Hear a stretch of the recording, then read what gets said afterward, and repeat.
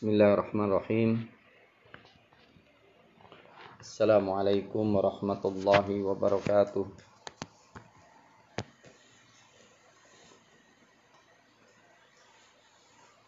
Alhamdulillahi wa kafa. Wassalatu wassalamu ala nabil mustaba wa ala alihi wa sahbihi ahli sidqi wal wafa wa ba'd. Segenap mahasiswa IKT kelas A dan B serta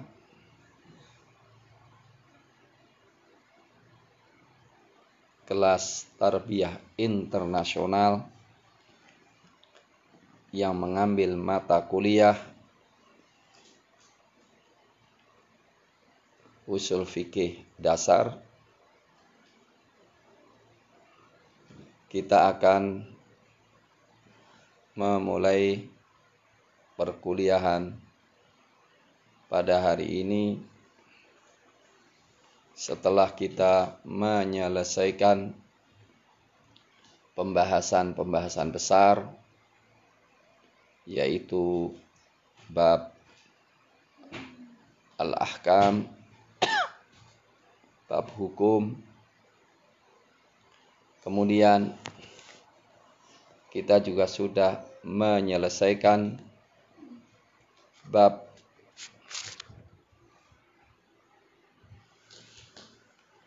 dalil al-adillah, adillatul ahkam. Sekarang kita akan membahas tentang qawaidul istidlal, kaidah-kaidah dalam mengambil hukum dari dalil-dalil, baik dalil itu nusus Quran dan Sunnah atau analogi atau qiyas atau maqasid syariah atau maslahat. Tapi sebelumnya saya ingin mengabsen dulu atau ingin tahu siapa yang sudah bergabung dalam kesempatan ini dari mahasiswa.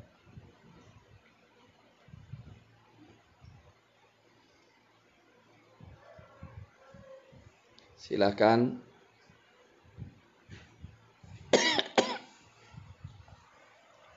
dari mahasiswa untuk lapor kehadirannya dan bergabungnya.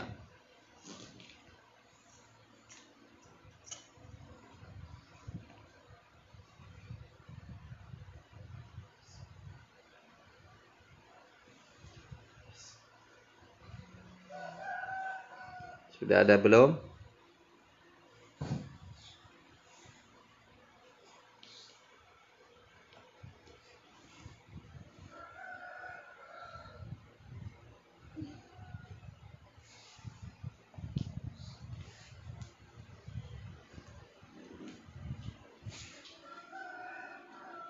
Nah, tolong dihidupkan ininya, lampunya. Gelap.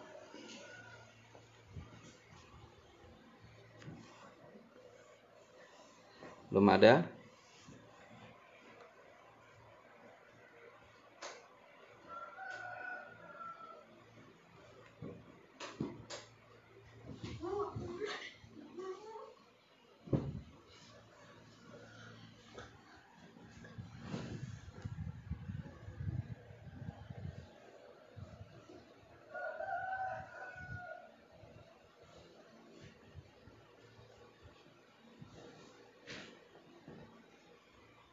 Anis Wahyu Andini.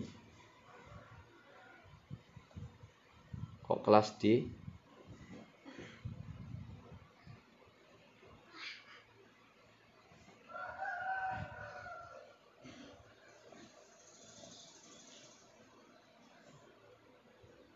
Terus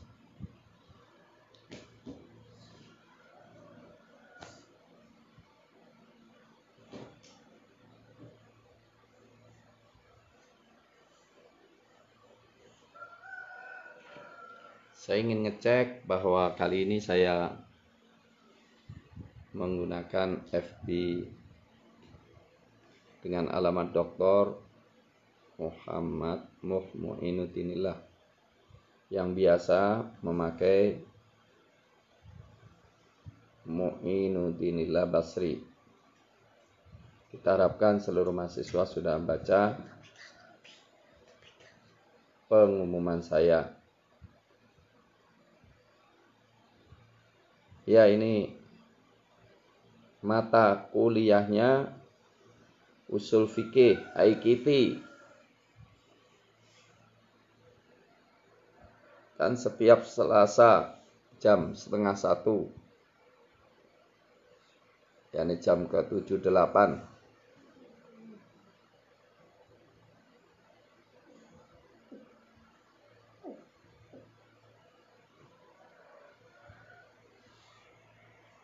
Kehadirannya masih sangat minim, belum sempurna.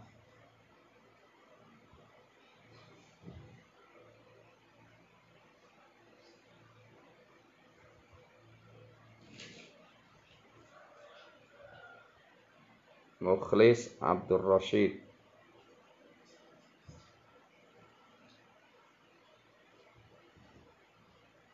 Fata Aflaha.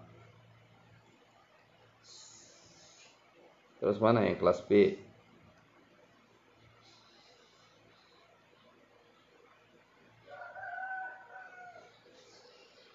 Ada yang kelas B?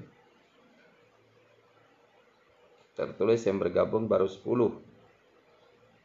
Sementara mahasiswanya ada sekitar 50.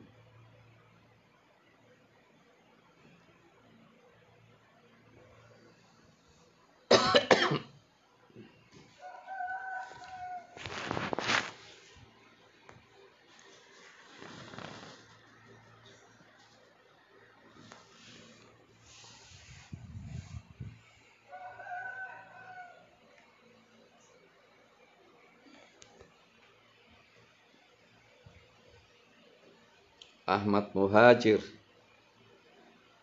Oke.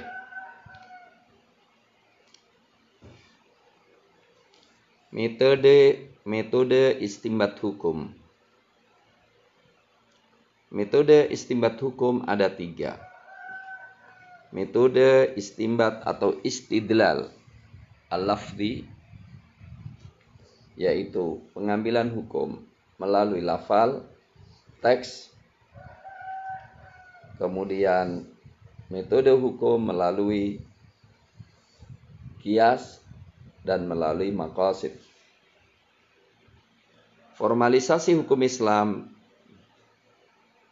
dilakukan dengan 3 pendekatan.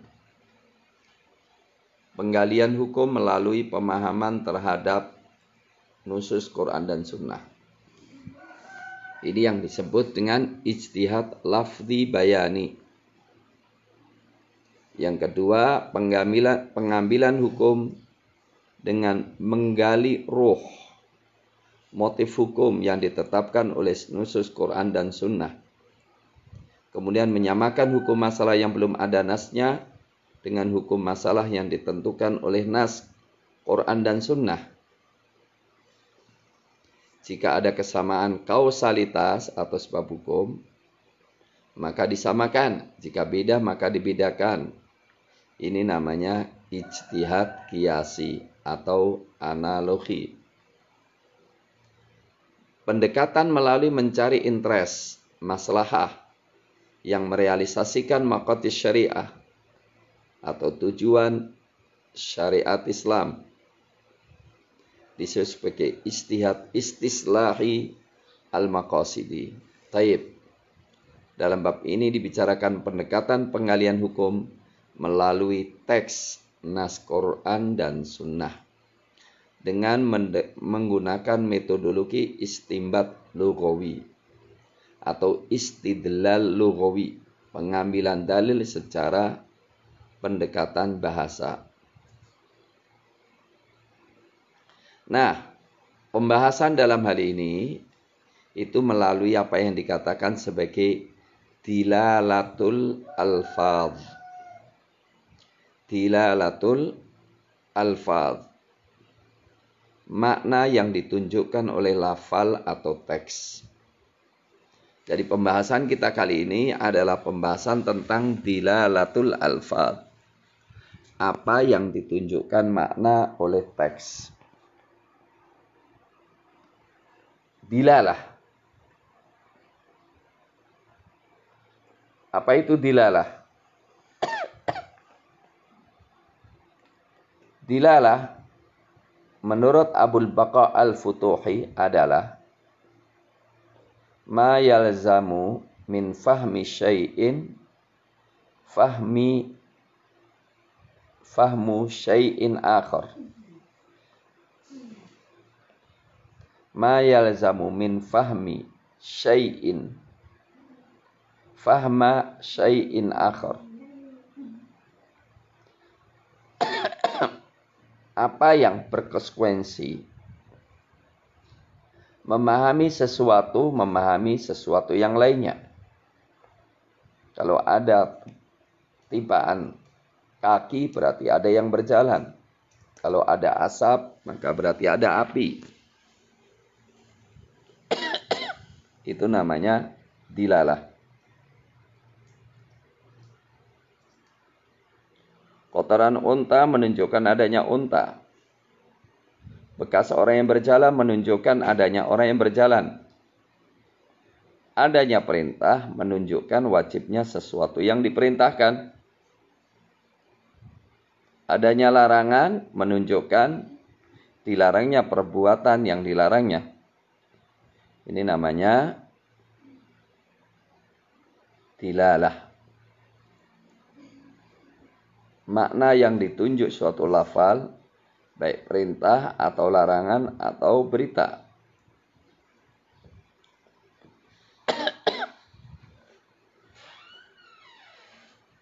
Nah,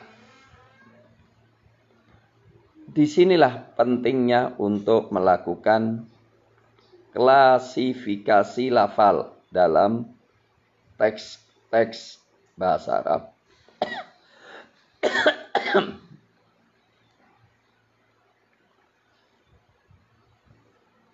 Lafal dari sisi pengambilan hikmah, makna, hukum terbagi dengan beberapa pembagian. Ya. Dilihat dari cakupannya, lafal dilihat dari cakupannya menjadi am dan khos, umum dan khusus.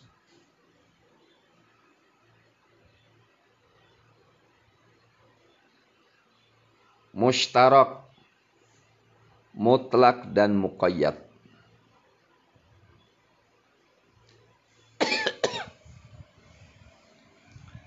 Dari sisi penggunaannya, maknanya dibagi menjadi hakikat dan majaz, kinayah dan sharih. Dari sisi konsekuensinya, ada perintah dan larangan. Dari sisi kejelasannya, jadi lafal itu ada yang jelas, ada yang samar. Kalau dari sisi kejelasan, peringkat-peringkatnya menjadi zahir, nas, mufassar, dan muhkam. Dari tidak kejelasannya terbagi menjadi 4. Ada khafi, ada muskil, ada mujmal, dan ada mutasabih. Dari pesanan, bagaimana cara memesan suatu makna. Ya, atau cara menyampaikan pesan makna menjadi ibaratun nas, isyaratun nas, dilalatun nas, dan dilalatul iqtidha. Nah, kalau dikuasai ini semuanya dan mengetahui bahasa Arabnya dan bisa mempraktekannya, maka seseorang akan tepat di dalam mengaitkan antara dalil dan hukum yang terkait dengannya. Umpamanya, kalimat ini menunjukkan haramnya riba. Kalimat ini menunjukkan hukuman mati terhadap perbuatan LGBT umpamanya. Jadi ini masalah yang cukup besar, ya. Dan karena ini adalah usul fikih dasar, walaupun usul fikih dasar saya menyampaikan seluruh usul fikih, tapi saya kasih dasar-dasarnya saja. Biasanya bab Qawaidul Istidlal itu diberikan pada semester 2. Tapi ini satu semester kita berikan semuanya. Untuk itu supaya tidak bingung, saya akan memberikan kaidah-kaidahnya secara global, makna dan kaidahnya. Ya, oke. Pertama, al-am dan khos.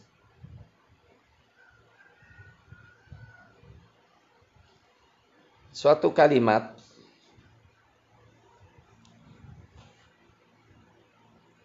terbagi di dalam pemahaman maknanya atau penggunaan maknanya, ada am dan ada khos. Ada khos dan ada am. Satu yang sifatnya privasi. Yang kedua sifatnya publik umum. Ya. Pertama khos dulu ya. Khos secara epistemologi adalah apa yang menunjukkan makna tertentu secara privasi. Contohnya nama orang.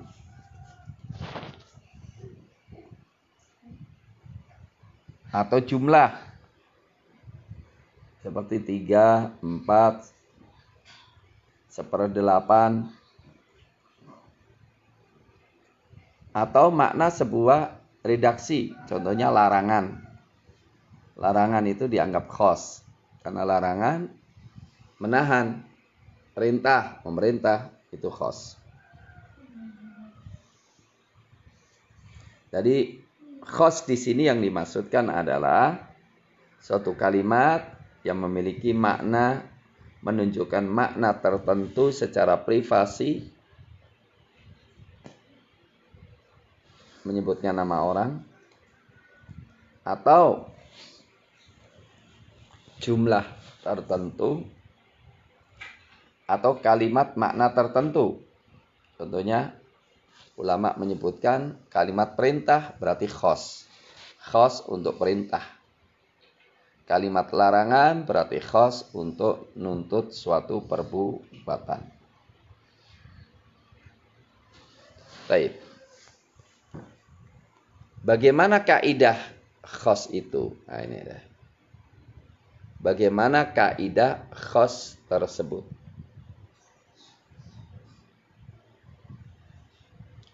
Khos kaidahnya adalah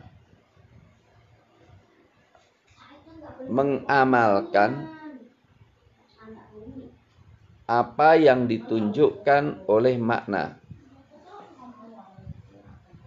Mohon maaf, mengamalkan makna atau faidah hukum yang ditunjukkan oleh lafal secara tegas. dan tidak ada ijtihad dalam hal itu, kecuali mengamalkan apa yang ditunjukkan oleh lafal tersebut dari suatu makna. Contoh, ayat-ayat yang bersifat khas.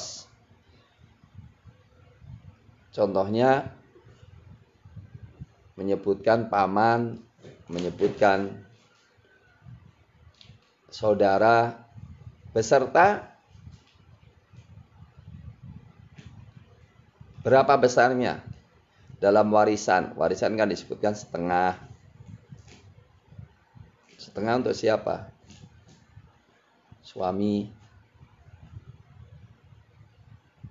Jelas itu, setengah.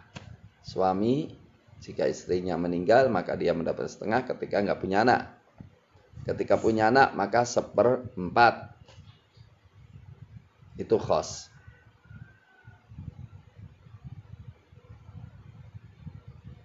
Contohnya, khos juga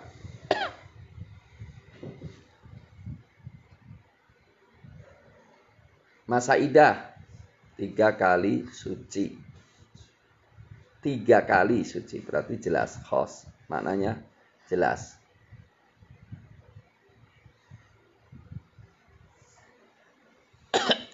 Ini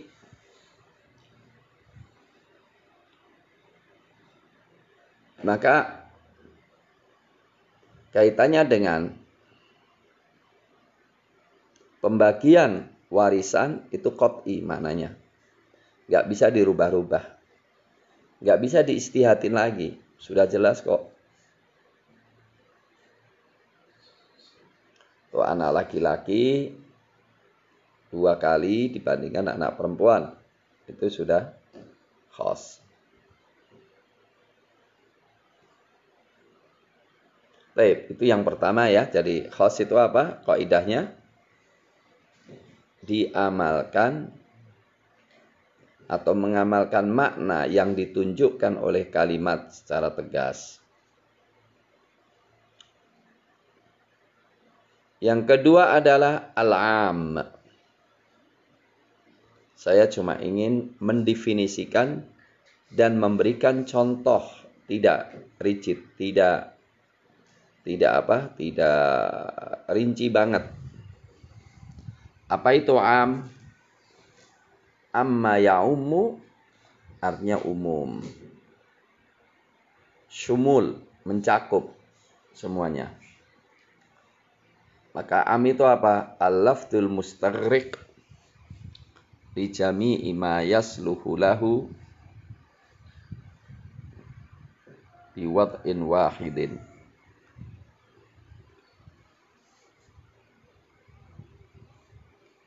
Ya, saya akan bicara tentang al-am.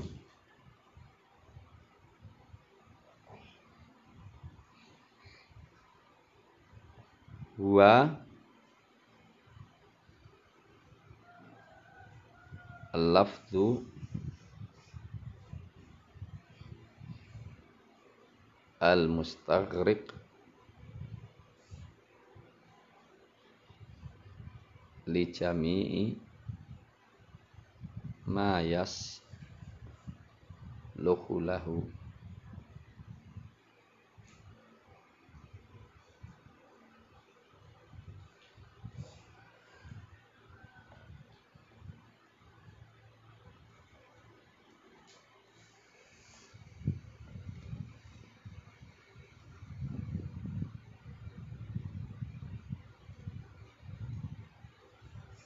Al-am adalah al-lafdhu al-mustaghriq li jami'i ma yasluhu lahu bihasbin wadi'in wahidin.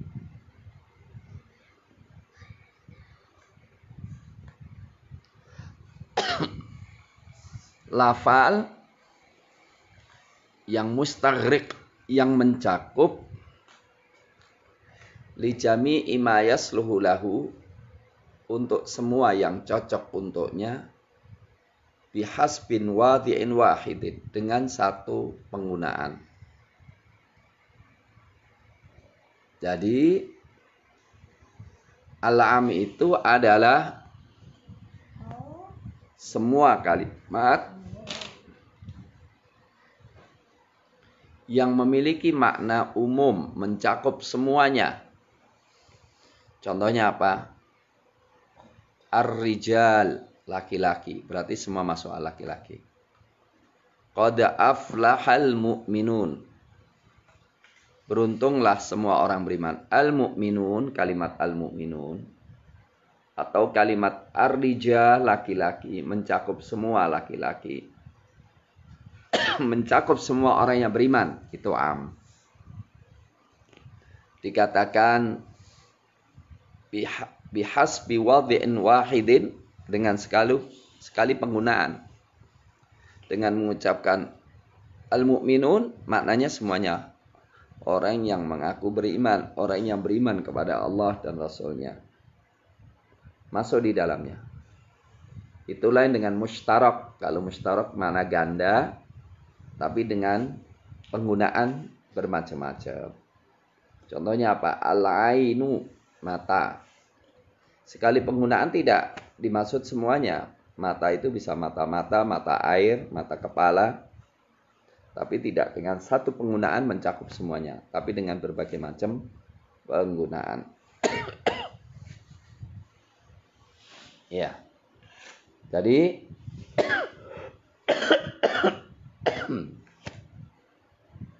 kalau ada teks Quran maupun sunnah, redaksinya menunjukkan makna umum yang cocok untuknya, maka itu disebut sebagai al-am. Qad aflahal mu'minun, semua orang-orang beriman itu beruntung. Umum.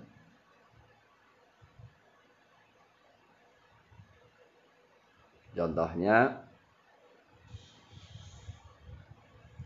man jaa'a bil hasanati falahu 'asyru amsalihha. Siapa yang mendatangkan suatu kebaikan, maka baginya 10 semisalnya. Itu umum. Yang 10 tadi itu khas. Tapi siapa yang, nah gitu tadi ya, kata siapa yang itu umum.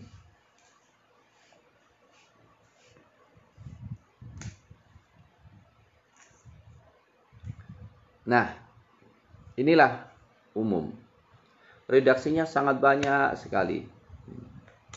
Ada redaksinya, kalau ada kata-kata kullun, semuanya.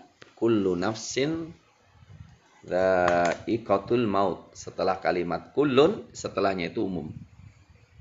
Kullun dan setelahnya menunjukkan umum. Kullu nafsin dha'iqatul maut. Semua jiwa itu pasti mati. Ya semuanya. Anda punya jiwa mati, saya punya jiwa mati. Man baddala dinahu faqtuluh. Siapa yang merubah agamanya, bunuhlah dia. Itu umum. Atau lagi contohnya, idza ra'aita rajulan ya'ti ar-rajul faqtulul fa'il wal maf'ul. Jika engkau melihat seorang, siapa aja yang melakukan perbuatan qaumun Lut, maka pelaku dan pelayannya bunuhlah. Ini umum. Ya. Oke ya. Jadi umum itu maknanya demikian. Redaksinya banyak. Ada alladzina, allai, kafah, kulluhum, ajmain. Redaksi pertanyaan, redaksi nakirah, nakirah itu nanti akan rinci banget ya. Nakirah dalam redaksi nafian. La ilaha illallah itu umum. Tidak ada ilah yang berhak disembah kecuali Allah. Tidak ada sama sekali. Entah manusia, entah binatang, entah pikiran, tidak ada ilah yang berhak disembah kecuali Allah. Oke, saya tidak akan menerangkan secara rigid redaksi-redaksi daripada am. Silahkan nanti dibaca sendiri. Tapi saya akan menuntut Anda untuk memahami. Kalau ada am, bagaimana kaidahnya? Nah, ini aja deh. Kalau ada am, kaidahnya bagaimana? Jadi saya ingin bicara tentang kaidah ketika kita mendapatkan am. Bisa dipahami ya? Kaidah kalau Anda tempatkan diri Anda sebagai mujtahid. Anda ingin istinbat hukum. Kemudian mendapatkan lafal am. Kullu nafsin dha'iqatul maut. Fa'lam annahu la ilaha illallah. Ketahuilah, tidak ada ilah yang berhak disembah kecuali Allah. Ini umum. Umumnya peniadaan semua ketuhanan selain Allah. Umumnya kematian jiwa.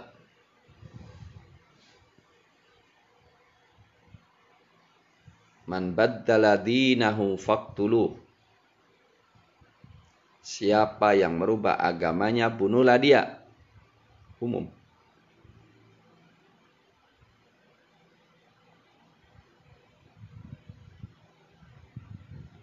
Man taraka sholatal asri habita amaluh.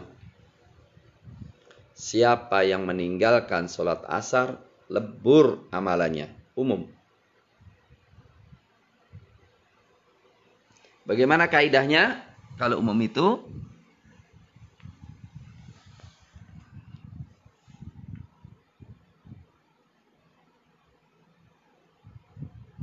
saya megang definisi dan kaidahnya saja. Ya. Definisi dan apa? Kaidahnya saja. Kaidahnya adalah pertama, memahami yang umum atas keumumannya. Jadi semua yang umum kita pahami keumumannya. Memberlakukan umum atas keumumannya. Itu yang pertama. Jadi ada beberapa kaidah. Kaidahnya adalah pemahaman pertama, semua yang umum berarti berlaku umum semuanya. Kullu nafsin dha'iqatul maut berarti semua jiwa. Kalau yang namanya jiwa mati. Wassariqatu faqta'u aydiyahuma. Berarti apa? Semua pencuri laki-laki dan semua pencuri perempuan potong tangan. Siapa saja. Berlaku untuk semua orang. Man baddala dinahu faqtuluh. Yang merubah agamanya murtad, hukumannya mati. Ya. Umum.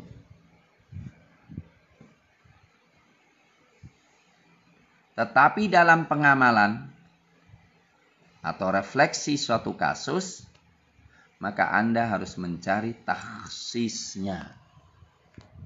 Ya. Pengkhususannya.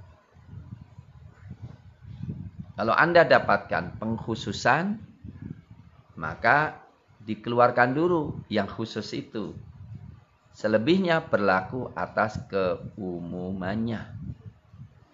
Tapi kalau Anda setelah mencari pengkhususannya, kok nggak ada.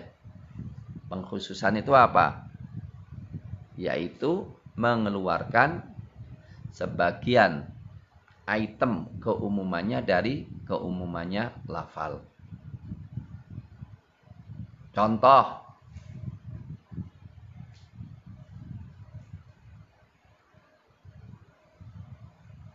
orang yang mencuri potong tangan, tapi ada dalil. Kalau yang nyuri bapak gimana? Anak itu milik bapak, harta dan anak itu milik bapak, maka tidak dipotong tangannya. Atau mencuri karena terpaksa kelaparan mau mati, terpaksa nyuri, maka dimaafkan, tidak dipotong tangannya. Kullu nafsin dha'iqatul maut. Semua jiwa pasti mati. Nah, Allah Subhanahu wa taala menamai dirinya dengan nafsun, jiwa juga. Atau zat. Nafsun tapi maknanya zat sebetulnya. A'lamu ma fi nafsi wala a'lamu ma fi ta'lamu ma fi nafsi wala a'lamu ma fi nafsik.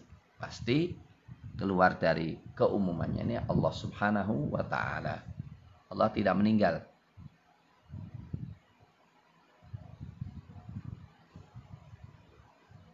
Nah, jadi tadi berkaitan dengan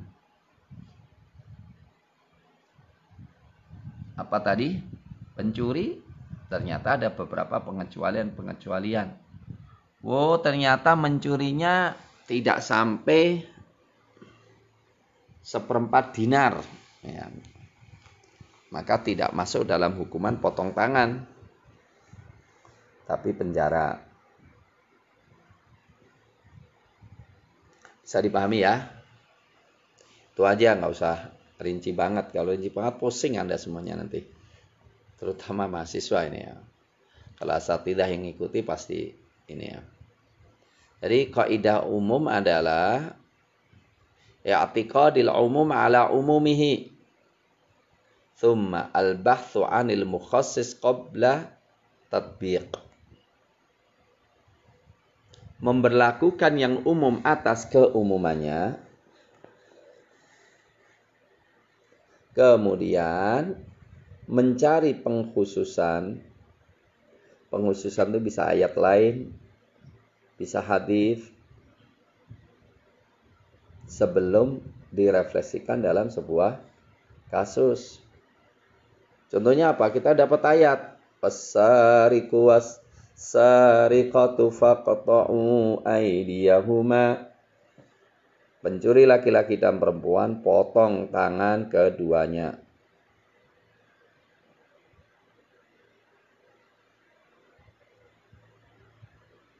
Sekali lagi, pencuri laki-laki dan perempuan potong tangan keduanya. Ayat ini berlaku untuk semua orang, kemudian ada yang mencuri. Oh, berlaku. Secara umum pertama berlaku. Anda termasuk mencuri, maka berlaku bagi Anda. Tapi kemudian kita cari pengkhususannya. Di antara pengkhususannya apa? Umar bin Khattab tidak memotong tangan orang yang mencuri di waktu paceklik. Oh, berarti pengkhususan. Dan Rasulullah SAW mengatakan, seorang yang mengadukan bapaknya, anta wa malu kali abik. Engkau dan hartamu itu milik bapakmu. Berarti apa?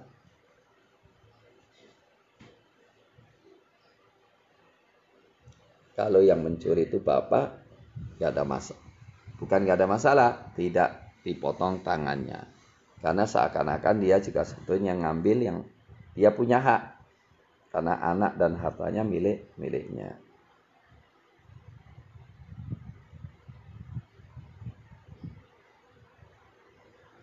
Bisa dipahami ya? Jadi apa? Pentingnya mencari pengkhususan. Maka contohnya apa? Dalam masalah muamalah. Dalam muamalah ma'amaliyah. Rasulullah SAW itu melarang menukar kurma dengan kurma, kecuali harus sama. Tidak boleh menukar kurma basah dengan kurma kering. Tapi ada kasus namanya Aroya. Aroya ini orang kaya, punya kebun luas, kemudian dia menghadiahkan di antara pohonnya kepada orang miskin. Nah, ketika kurmanya itu sudah berbuah tapi masih hijau-hijau, si miskin butuh makan kurma. Dia ngomong sama si orang kaya yang ngasih dia, gimana kalau kurma saya ini saya tukarkan dengan kurma yang siap dimakan? Oh, nggak apa-apa, silakan ambil aja. Kira-kira nanti hasilnya berapa? Lah di sini dibolehkan oleh Nabi. Maka apa? Ini tidak berlaku padanya riba. Oke ya. Udah gitu aja dasar usul fikih ya. Jadi kalau kita mau istinbat hukum, perlu lihat klasifikasi, diantaranya khos. Kalau khos, amalkan sesuai dengan apa makna yang ditunjukkan. Kalau am, yaitu semua kalimat yang mencakup semua makna yang cocok untuknya dengan satu penggunaan, maka kita yakini yang umum atas umumnya. Contohnya kullu nafsin, maka berarti ya meninggal semua yang punya jiwa. Rasulullah sendiri meninggal. Ya. Yang dikecualikan Allah, kalau Allah dikatakan nafsun. Walaupun nafsunnya Allah itu zat maksudnya. Bukan perpaduan antara ruh dan jasad. Ya.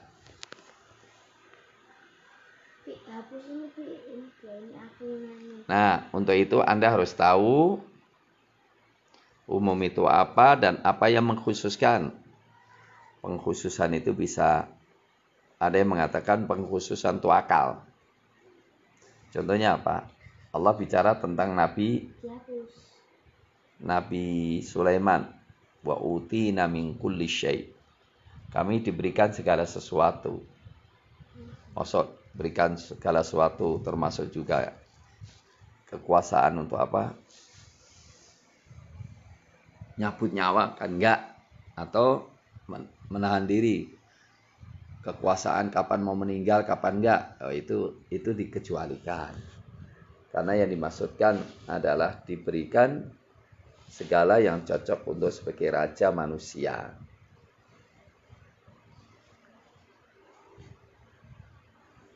Ya.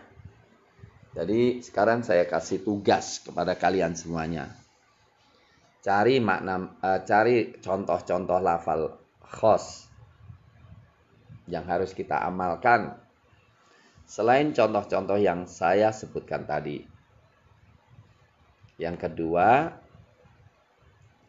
cari kalimat-kalimat umum. Yang pertama kita yakini keumumannya, tapi dalam refleksi perlu mencari pengkhususan. Saya kasih contoh ya, nanti Anda cari contoh lain banyak. Jadi tandanya Anda ikut, maka Anda juga mengirimkan ringkasan dan tugas ini ya. Melalui WA bisa, melalui email saya juga bisa.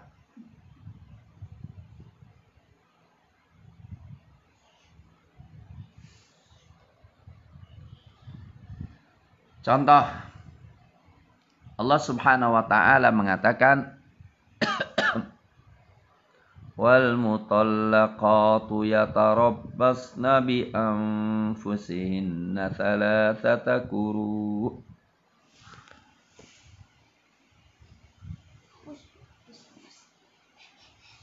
Wal mutallaqat,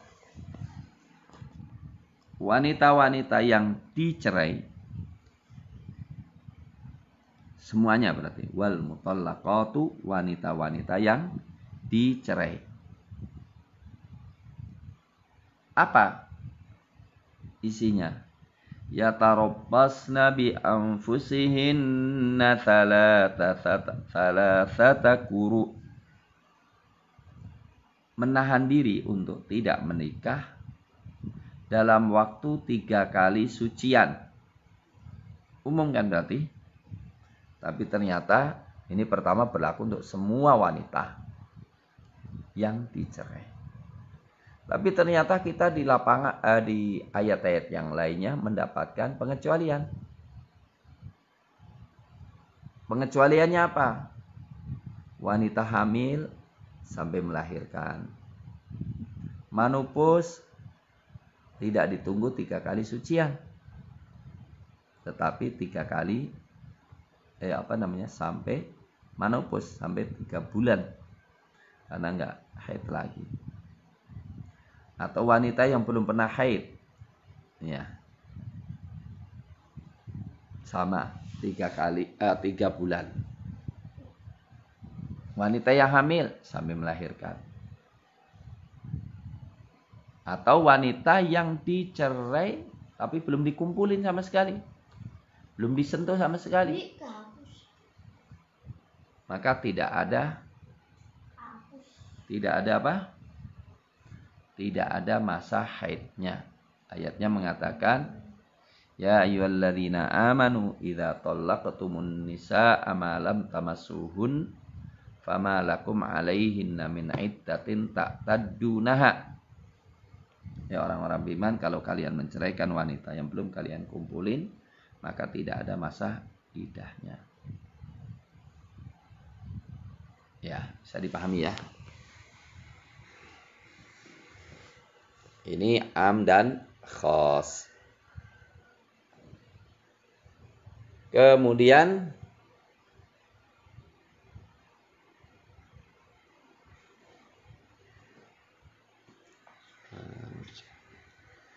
sudah kebanyakan atau cukup?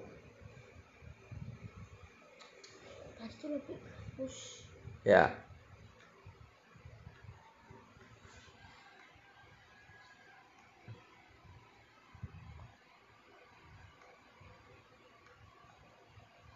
Sekarang ini ya perintah larangan.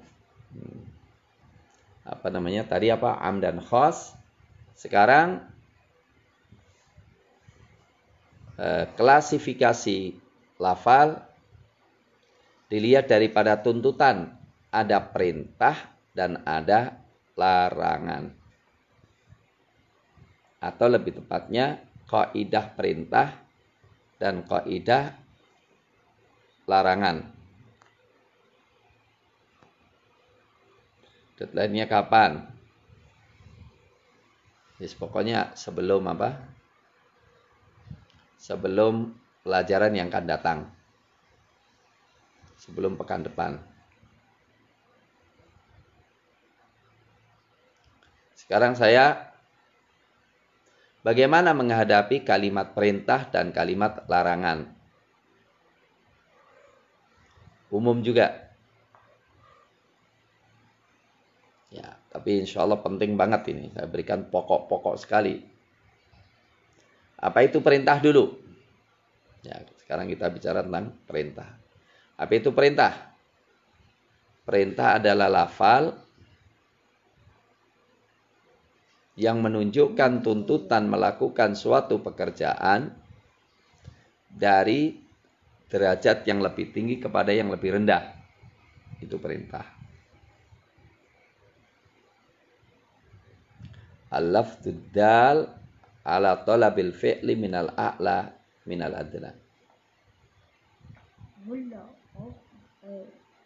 Kalimat yang menunjukkan tuntutan untuk melakukan satu pekerjaan dari atas ke bawah.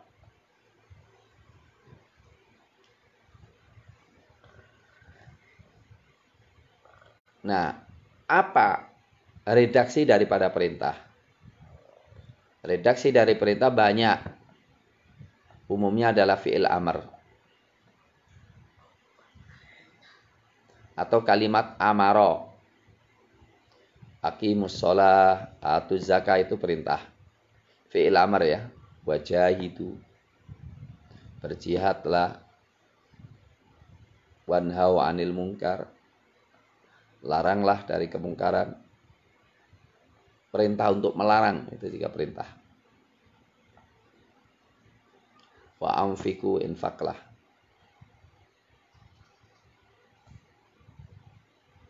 Kemudian juga dengan fi'il mudhari' tapi ada lam perintah. Wal yadribna bi khumuri, ada lam ya.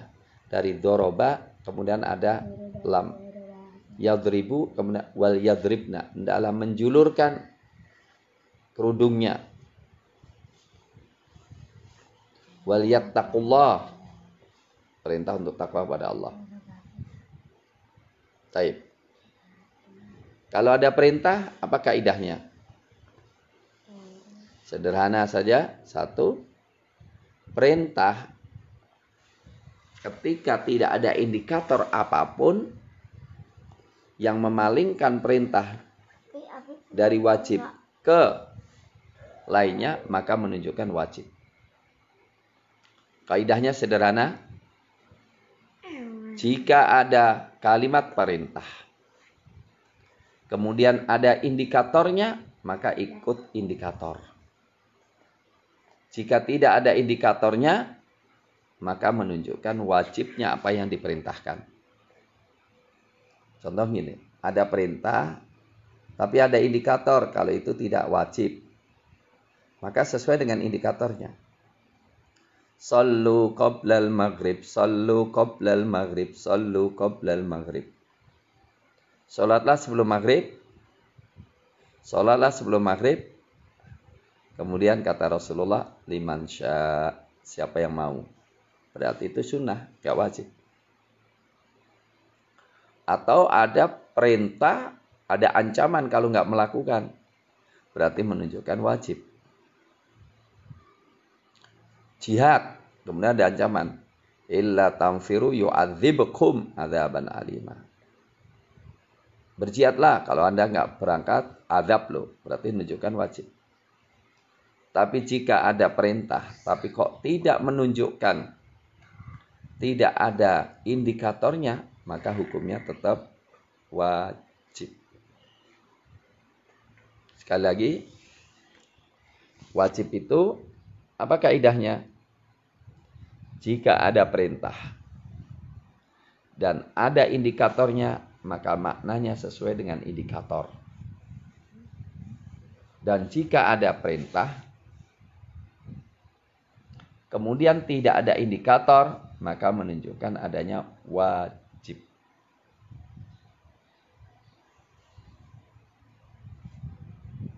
Contohnya apa?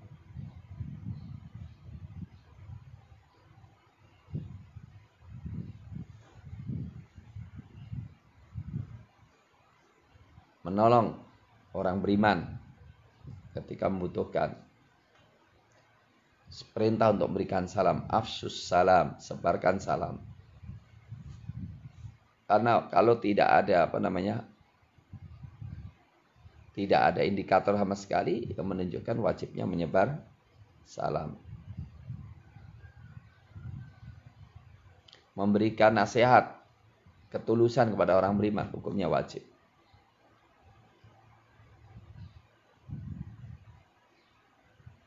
Nah, kemudian wajib itu cukup dilaksanakan sekali yang diperintahkan, kecuali kalau ada dalil diulang-ulang atau dikaitkan dengan waktu. Contohnya, setiap terbenam matahari silakan sholat maghrib. Setiap terkena matahari maka silakan sholat maghrib. Dan tidak harus diulang-ulang, kecuali kalau menunjukkan adanya pengulangan. Perintah itu harus langsung dilaksanakan. Kecuali kalau ada dalil boleh diundurkan.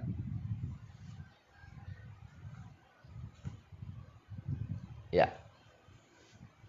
Itu tentang perintah. Dalil. Kalau perintah itu wajib dilaksanakan apa? Banyak banget dalilnya. Tapi nggak ingin saya berikan semuanya. Cukup dengan satu dalil. yaitu akhir surat An-Nur. Falyahdharil ladzina yukhalifuna an amrihi an tusibahum fitnatun aw yusibahum adzabun alim. Hendaklah takut orang-orang yang menentang, orang yang menyelisihi perintah Rasul, bahwa mereka terkena fitnah atau azab yang pedih. Jadi Allah Subhanahu wa taala mengancam orang yang tidak melaksanakan perintah itu dengan ancaman azab atau fitnah. Dan itu menunjukkan tentang wajibnya melaksanakan apa yang diperintahkan. Oke. Ini kok yang hadir kelihatannya kok minim banget ya. Saya cukupkan sekian pembahasan kita pada siang hari ini, yaitu tentang metodologi penetapan hukum melalui teks, yaitu dua hal yang kita bahas. Pertama, am dan khas. Yang kedua,